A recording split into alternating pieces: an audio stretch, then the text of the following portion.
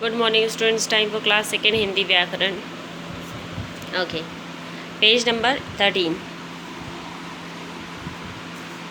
Page number 13 में आपको कुछ हमने दिए थे जो उसमें ऊष्म व्यंजन और संयुक्त व्यंजन को कंप्लीट करने के लिए, तो दोनों को देख लीजिए। Okay, now just open your notebook. और अब हम नोटबुक पे आएंगे। नोटबुक पे आने के पहले जब आप पेज स्टार्ट करेंगे तो लेसन नंबर 2 और यहाँ पर लेसन का नेम नोट डाउन करेंगे, जिस जैसे आपको करते हो फर्स्ट क्लास में, जैसे आपको मैम ने कराया है। ठीक है, उसके बाद आज की डेट डालेंगे 1 और मंथ कौन सा हो गया। अभी तक हमारा कौन सा मंथ था? हाँ, मई चल रहा था ना। अब now it's time for June. Okay, अब जून स्टार्ट हो गया आपका।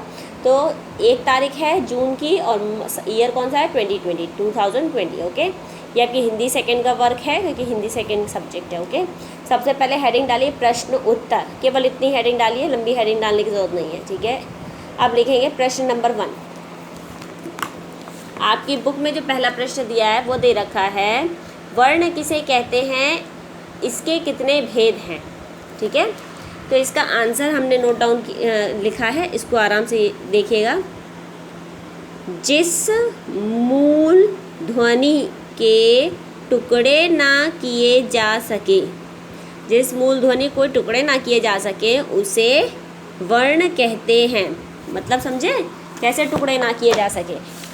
हमने स्टार्टिंग के पेज में आपको पढ़ाया था ना। ये ऑलरेडी देखिए ध्वनियाँ में अंतर अलग अलग कर दिए गए ना। अब ये मूल ध्वनियाँ बन गई हैं। ठीक है, म, अ, ह, अ, ल, अ, ये हमें मूल ध्वनि कहलाती है।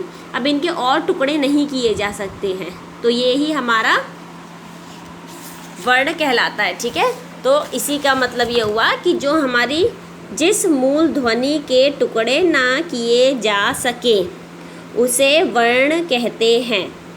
वर्ण के 2 भेद हैं, तो हेडिंग में डालेंगे वर्ण और ऐसे करके एरो बनाएंगे। एक तरफ लिखेंगे स्वर, दूसरी तरफ व्यंजन। वर्ण 2 प्रकार के होते हैं ना, स्वर और व्यंजन। अब उसके नीचे छोटा छोटा नीट एंड क्लीन लिखेंगे। स्वर 11 होते हैं, व्यंजन 35 को हिंदी में बोलेंगे शायद 35 होते हैं। ठीक है, ये और ब्रैकेट करके इसको ब्रैकेट क्लोज कर देंगे। ठीक है, ये आपका फर्स्ट क्वेश्चन है, इसको बहुत ध्यान से देखिए। ठीक है, अब हम आते हैं सेकंड क्वेश्चन में। आपकी बुक में सेकंड क्वेश्चन दे रखा है, स्वर से आप क्या समझते हैं? स्वर के बारे में बताना है। ठीक है, तो जिन वर्णों को बोलते समय किसी अन्य वर्ण की सहायता नहीं लेनी पड़ती है उन्हें स्वर कहते हैं। जब हम वॉवल्स को बोलते हैं तो हमें किसी की सहायता लेनी पड़ती है, वो खुद ही एक स्वर है ना। वैसे ही जो हम बोलते हैं ना तो हमें किसी भी वर्ण की ज़रूरत नहीं पड़ती है। ठीक है, वर्ण मतलब जो अक्षर म, ह ये सब होते हैं ना, इनकी ज़रूरत नहीं होती है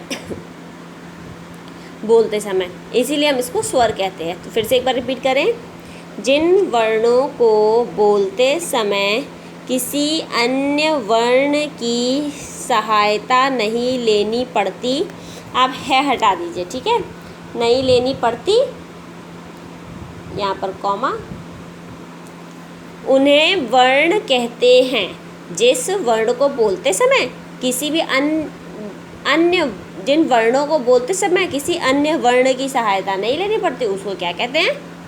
स्वर कहते हैं। स्वर 11 होते हैं, अ, आ, इ, ई, उ, ऊ, ऋषि, ए, ऐ, ओ, औ। ठीक है, ये आपका हो गया। अब ये आपका पूरा पोर्शन है, इसको बहुत ध्यान से देख लीजिए। वीडियो को चाहे तो आप पॉज कर लो, मैं एकदम पास से दोनों आंसर आपको दिखा रही हूँ। वीडियो को पॉज कर लीजिए, आराम से देखिए। ये रहा आपका सेकंड। ठीक है, ये आपको अपनी नोटबुक में करने हैं और नीट एंड क्लीन वर्क होना चाहिए with date. Okay, so have a nice day, be safe.